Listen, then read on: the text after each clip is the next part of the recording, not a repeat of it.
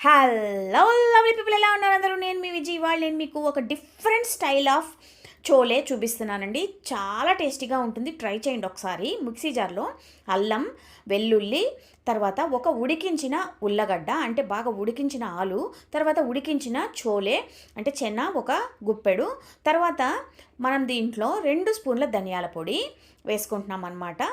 ధనియాల పొడి అన్నీ దీంట్లోనే వేసి మనం మిక్సీ చేసేసుకుంటున్నామండి. చాలా చాలా డిఫరెంట్గా చాలా టేస్టీగా ఉంటుంది. ఇప్పుడు దీంట్లో 1 కప్పు పెరుగు. పెరుగు కూడా బాగా మంచి ఫ్రెష్ పెరుగు తీసుకోండి, పుల్లటి పెరుగు తీసుకోకండి. తర్వాత దీన్ని మనం ఏం చేస్తామంటే మెత్తటి పేస్ట్ చేసేసుకుంటాం అన్నమాట. చూడండి, ఇలా పేస్ట్ అయిపోయింది. ఇది చాలా రిచ్గా చాలా బాగుంటుందండి. ఇప్పుడు మనకి పేస్ట్ అయితే రెడీ అయిపోయింది కదా. కడాయి వేడి చేసుకుని దీంట్లో 2 స్పూన్ల నూనె వేసుకుని దీంట్లో సన్నగా తరిగిన ఉల్లిపాయలు, పచ్చిమిరపకాయలు మాత్రం వేసుకుని వేయించుకోండి. తర్వాత దీంట్లో ఒక చిటికెడు పసుపు, తర్వాత మనం ముందుగా చేసి పెట్టుకున్న పేస్ట్, రుచికి సరిపడా కారం, రుచికి సరిపడా ఉప్పు అన్నీ వేసుకుని దీన్ని బాగా ఒక 7 నుంచి 8 నిమిషాలు ఉడకనివ్వండి. ఇది ఉడికిన తర్వాత దీంట్లో ముందుగా ఉడికించిన శనగలు వేసేసుకోండి.